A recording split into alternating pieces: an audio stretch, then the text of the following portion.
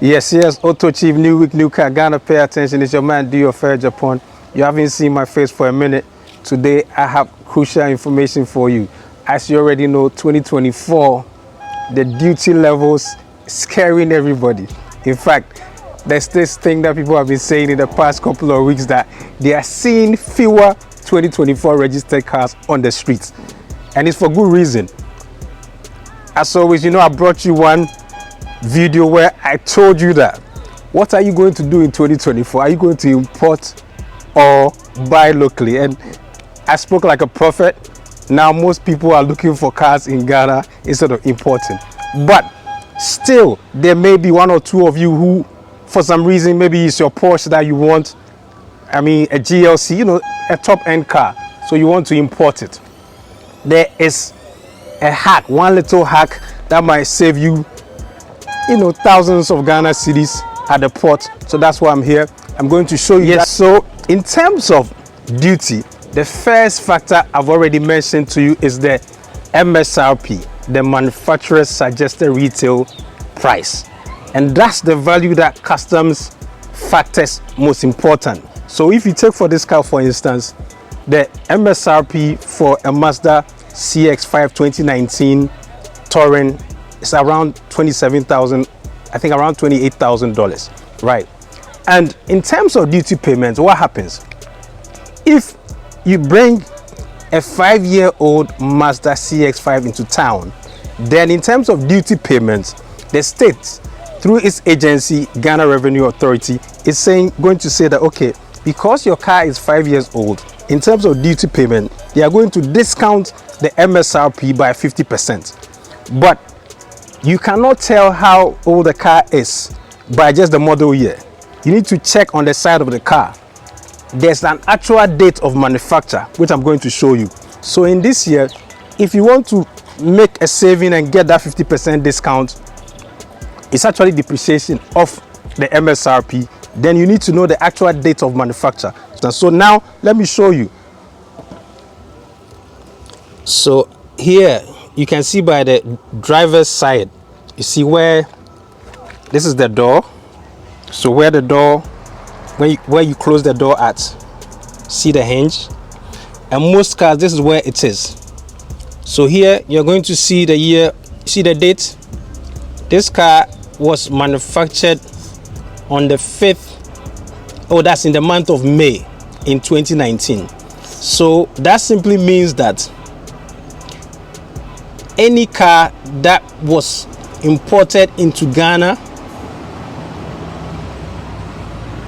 after May 2024, if that car like this, let's say if you had a Mazda which was manufactured on this date, then in the month of June 2024, obviously the car will be older than 5 years. Pay attention here, because like I'm saying, in this case, this car is a 2019, because Mazda in particular, they tend to state the year of manufacture sometimes in the same year. But some other car makers, they will manufacture the car in, let's say 2019, and still state that the model year is 2020. So when you don't know this and you bring a 2020 car into 2024 and you don't check the date, when you get to customs, what you're going to miss out on is the 50% depreciation. And if you don't get 50% depreciation, what you tend to get next is the 40% depreciation. In that case, if your MSRP, let's say 30,000, then you are going to get 40% off 30,000. Whereas for the person whose car, in this case, this May 2019 manufactured CS5, the person is going to get half off. So in terms of duty calculations, everything will begin, if you bring a car like this into town this year, with a figure of $15,000 because of the 50% depreciation. So this is very important information. I thought you should know it, because as things stand now, everybody's running away from the high duties. All right. Yes, so before I go, I need to recap everything that I've said. What I'm saying is that it's 2024.